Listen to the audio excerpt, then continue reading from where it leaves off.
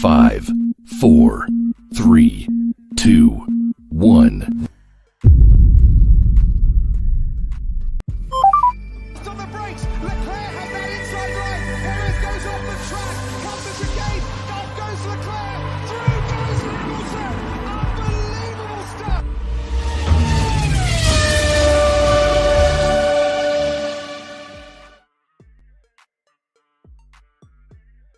This is Solo P1. Welcome to the Austrian Grand Prix qualifying review.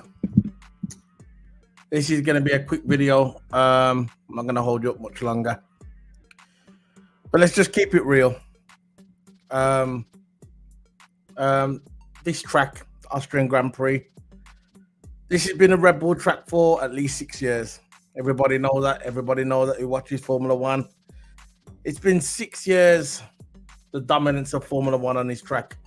So if tomorrow comes and Max Verstappen wins this race and the McLarens come P2 and P3, don't be shocked. Don't be surprised. This has been a track of Red Bull dominance over the past few years.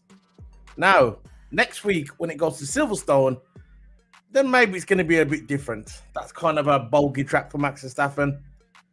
And it's going to be, look, it's track Pacific. We all know this when it comes to Austria and it comes to Silverstone. But don't give up on the season yet. McLaren is still there. Lando Norris is still fighting. Oscar Piastri is still fighting. Don't give up yet. The season is still, it's going to be an interesting season. For people just joining me now, remember to hit the subscribe button. Remember to follow on YouTube and on Twitch, and also on my podcast as well on iTunes, Solo P1 F1 Podcast. If you're wondering why I'm wearing my glasses today, I'm wearing them today because I got hay fever. I've been itching my eyes for the past 10 minutes and now my eyes look like golf balls. So I decided to wear my sunglasses on today's stream. I'm not being ignorant. If I was being ignorant, I'd say. I'm just saying it because I need to wear them. So, the qualifying, it was evident by practice, by Q2, it was evident that Max Verstappen was going to win this qualifying. He was going to come on top. He was half a second in front of the second place in in Q2. So it was obvious then that Max Verstappen was going to get pole here. What Lando Norris needs to do, I think Lando Norris needs to just chill out. Chill out. That's all he needs to do. Chill out and see what happens. He needs to start worrying about his car and start worrying about his team, and don't worry about Max Verstappen. If he's going to beat Max Verstappen, it's going to happen. What they need to do when race day comes, they need to make sure their pit team is firing on all cylinders. That's it. Pit at the right time. Get the strategy right, and don't crash into your teammate.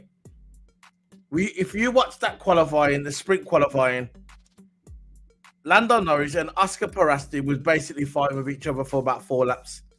And that's why Max Verstappen got away. We don't want that. We don't want that in the team. What they need to do is the management, Zach Brown, whoever making that call, to make a decision. Make a decision who is the main driver. Is it Lando Norris or is it Oscar Piastri? And by looking at the points, it has to be. Look, in my opinion, the only person what can beat Max Verstappen this season is Lando Norris. Let's just call a spade a spade. Let's be real. What are we doing? He is the only contender to beat Max Verstappen this season. So what McLaren need to do, they need to just say to Oscar Piastri, relax, you'll get your time. This is Lando's time. Because all what's going to happen is the same thing what happened a couple of years ago with Ferrari. When Ferrari were fighting with each other at Silverstone while Max Verstappen got away. Remember that? And that's all it's going to boil down to. They need to pick a number 1 driver for this season. And obviously it is Lando Norris. Pick Lando Norris, and Lando Norris will take the fight to Max Verstappen, because Red Bull do it. Red Bull do it on day 1.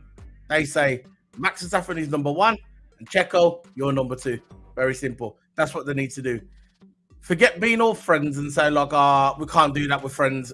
Listen, friends goes out the window when it's Formula 1. There's no friends in Formula 1. Once that light's out and away we go, the friends go out the window. So that's all McLaren need to do. So qualifying. If you watch the qualifying, sprint qualifying, you see that Ferrari were kind of lacking pace in sprint qualifying. But after the sprint qualifying, when that finished, I think Ferrari was adjusting. They put some new brake ducts on the car. And at the beginning of qualifying, it looked like it was working. It made it a little bit faster, but less stability around the corners, and I will get to that towards the end of the video regarding Charles Leclerc. So Mercedes, nowhere. Lewis, nowhere. He kept coming on the radio and he kept saying the car's not fast. And the stupid geek commentator, I just called him Harry Potter because I don't know his last name. Who is this idiot doing commentary on Formula 1? Please someone tell me. Who's this idiot on commentary? Where's Crafty? Please someone bring back Crafty. I hope we got Crafty for the race, man. This guy ain't got a clue what he's talking about.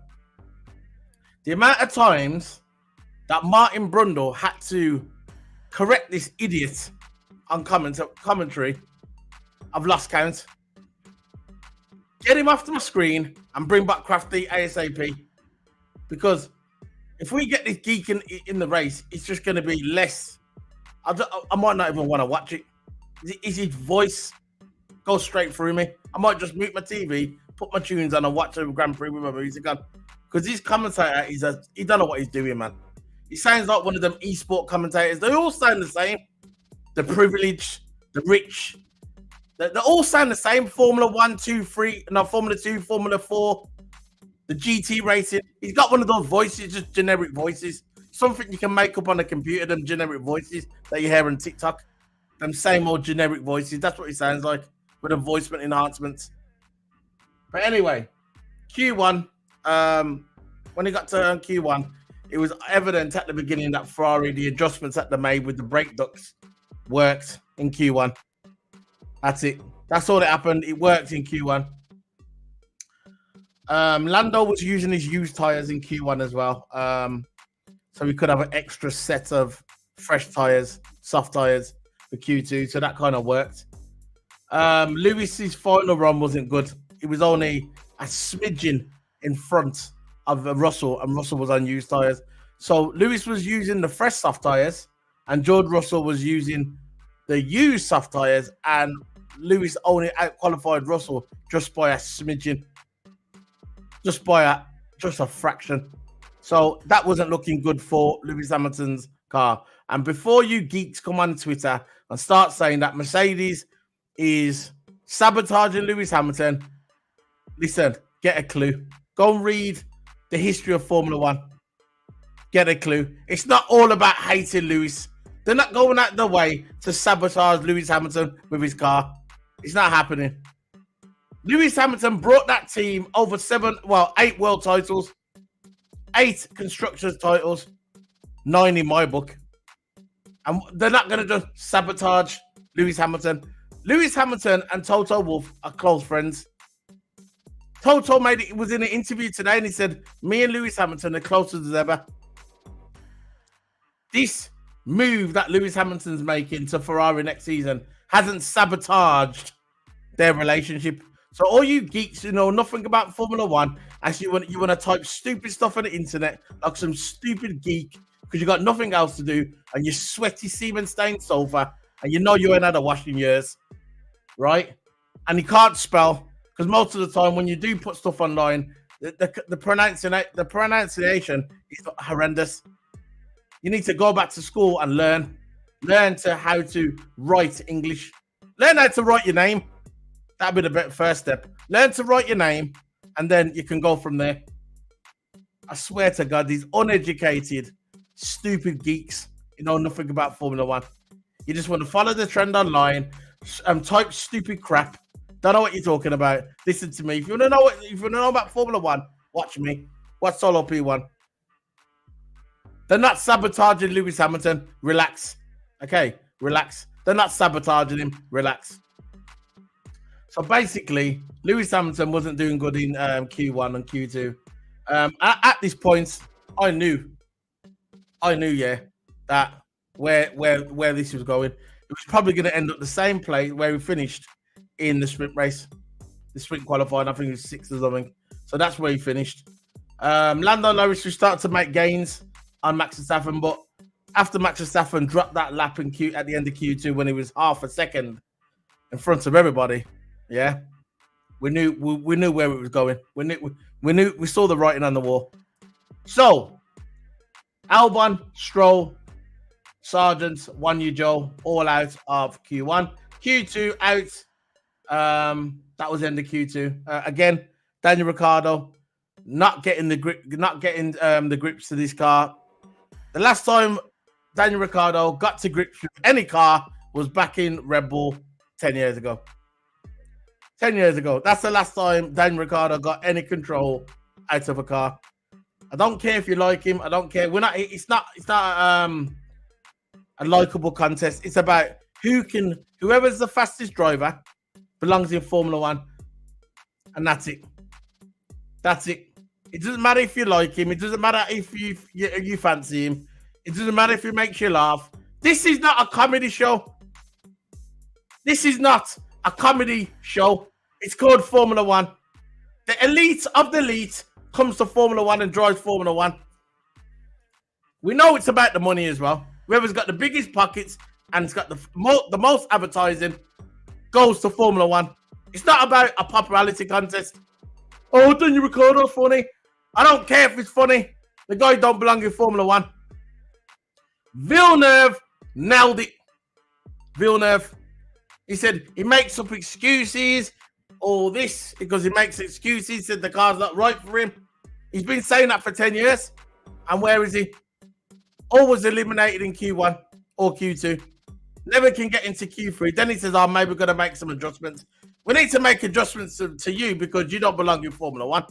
There's so many people that belong in Formula One but deserve that seat. Yeah, a lot of British drivers as well. But Daniel Ricciardo smiles and everybody likes Daniel Ricciardo. But I don't care. You don't belong in Formula One. You're stinking up the joint, bro. Very simple, man. It's very simple. You're only going to get the truth on this channel. So, Lewis Hamilton comes out on the soft tyres. Again, nothing. Nothing from Lewis. Nothing. So at this point, Lewis is gave up. I'm just bidding on something. Sorry, just bidding on something. Hold on. There you go. So Lewis at this point, he knows he ain't getting anywhere. I'm not even going to bring up the timings as well. I'm not even going to bring up the time. I have to tell you the results. I'm going to tell you the final results of this debacle of a qualifying. We knew where it was going. There was only one way it was going to go after Q2 when you saw Max Verstappen clock up that lap. As Lewis Hamilton used to do sandbag. I'm not going to criticize the dude for it because at the end of the day, that's what Lewis did. Lewis used to sandbag all the time. It's what all the drivers do. Let me just bring in the final results of this qualifying. So I'm going to bring it around there. I'll bring up on the screen. I'll just do it there. So it was Max Verstappen, Lando Norris, George Russell, Carlos Sainz, Lewis Hamilton, Charles Leclerc. Hold on.